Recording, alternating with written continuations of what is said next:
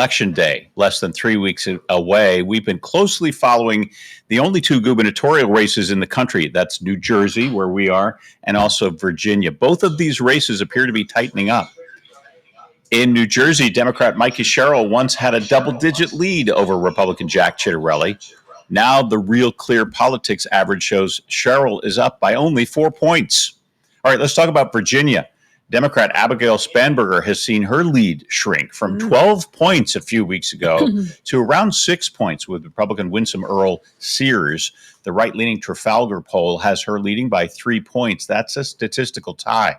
So here to help sort it all out, our political analyst, Jim McQueeny, is joining us this morning. So let's talk about this race first here in New Jersey, Jim. Why do you think it's tightening up so much? Well, for one reason, we should separate New Jersey from Virginia. But first, New Jersey, Jim, as you said, why did that tighten up? Well, in New Jersey, I think there's a thing they're calling democratic fatigue. The Democrats have been the majority in the legislature in New Jersey for nearly a quarter of a century. The governor has been Democratic for 8 years here.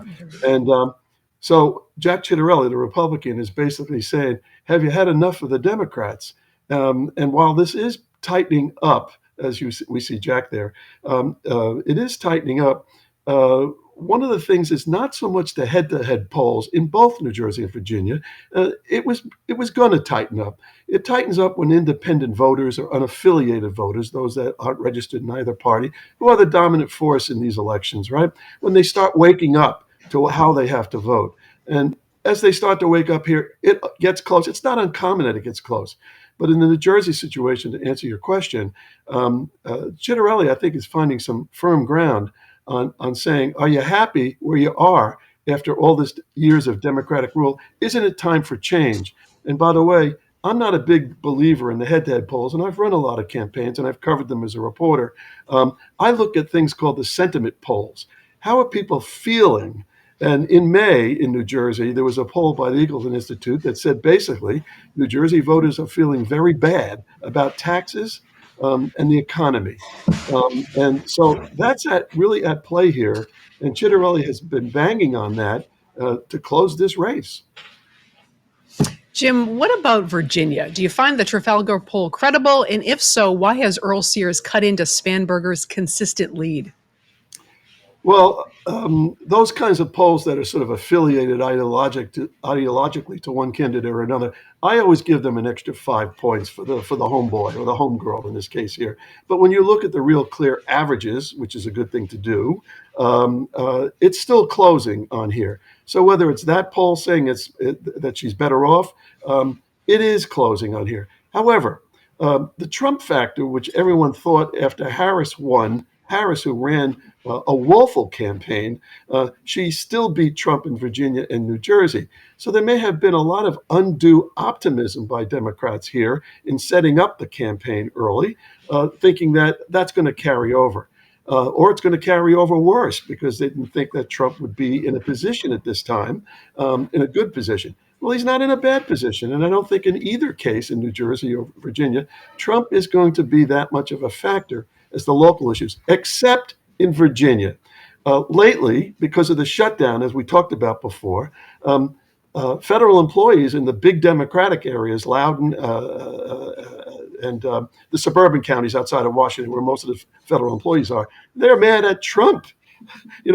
In general, the blame goes to both the Congress and Trump, but neither of them are on the ballot, right? But in the Democratic areas, it's being pushed that it is Trump. He's the decider. And that's going to generate a lot of turnout in Virginia for here. And I don't think that's going to turn out so well for the Republican candidate, as we will start to see as this thing goes on still. I think you'll see fraying of that closing on her in Virginia. In New Jersey, I still think it's going to get closer.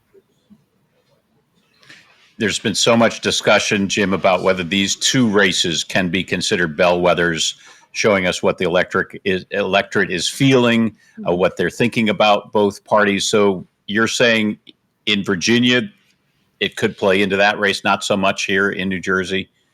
Absolutely. I think because Trump is sort of winning on something, losing on others, it's ambivalent and ambiguous. And I don't think it's in the independent people who are voting, and that's the volatile group and the big group in both places.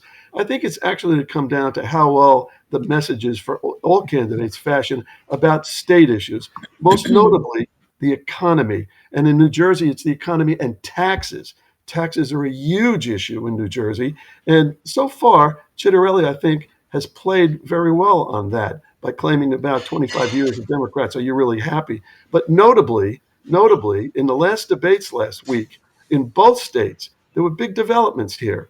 The Republican candidate went after the leader here in sort of a vicious way, interrupting her repeatedly in the debate that they did here, and was very rough and ragged. And that's a sign that she feels, the Republican, that she's close enough to be able to do that. Mikey Sherrill made a lot of accusations here, again, personal accusations against Chitterelli, and Chitterelli, in a way, has taken the bait.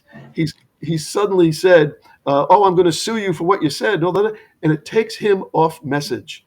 And that's a danger for him right now. And if he continues doing that, I think observers think that that closure rate isn't going to close because he's not speaking to the issues that really the independent vote is looking at: taxes and the economy. He's talking about a lawsuit about some things he did, blah, blah, blah. And that's a campaign tactic to throw the other person off. And so far, from what I could see, it's working. All right, Jim McQueeny, live for us. Thank you so much. We really appreciate your insight for us this morning.